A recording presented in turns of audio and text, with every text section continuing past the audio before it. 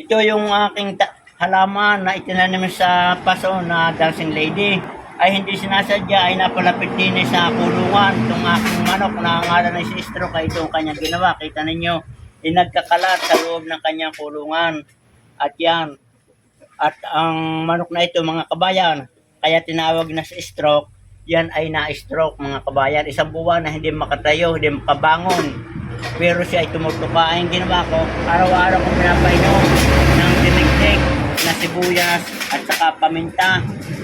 Ay ito ang naging resulta. Nakalakad na siya hanggang ngayon na ay lumaki na siya uli at siya may itlog na.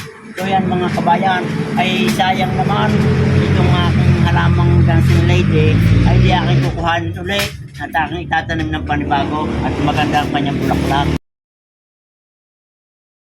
O pinagputol-putol na ang dahon. Ngayon ay di natin itatanim ng panibago, lalagyan natin ng organic ng mga lupa, katulad ng mga longsoy at saka kokopet. Yan, natin ang ililipat uli o itatransplant dahil naghiwa-hiwalay, ito na may mabubuhay pa. Yan, ito yung ating gagamitin, mga organic ng lupa. Yan, pinagsama-samang kokopet, carbonized rice hull, organic fertilizer at saka itong ating vermicast. At saka ito yung ito rice hull. Sayang naman kung hindi natin tatanim uli, napakaganda ng bulaklak itong ating dancing lady. Mga kabayan, atin lamang didiligan. Atin lang didiligan nang hindi ma-stress itong ating bagong tanim na dancing lady. Yan.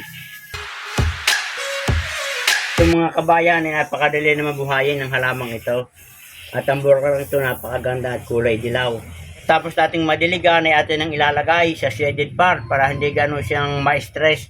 At yan iintayin na lang natin ang 2 o 3 buwan siya ay bubulaklak na at ating lalagyan ng mga organikong pataba para sa madaling bumulaklak. Good luck and good health. Magandang araw kabayan.